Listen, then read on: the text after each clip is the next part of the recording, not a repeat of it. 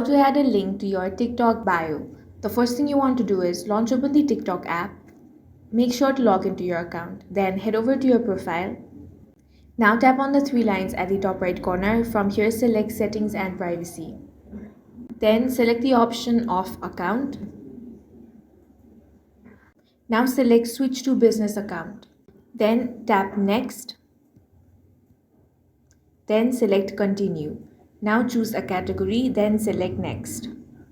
Now you can add an email address or skip that for now. Now select visit business suite. Here you want to scroll down and select business registration.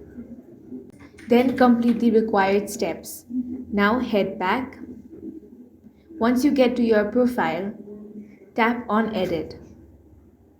Now tap on the links option.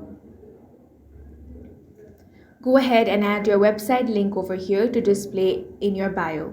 That's all for this video. If you found it useful, make sure to hit the like button and subscribe for more videos like this.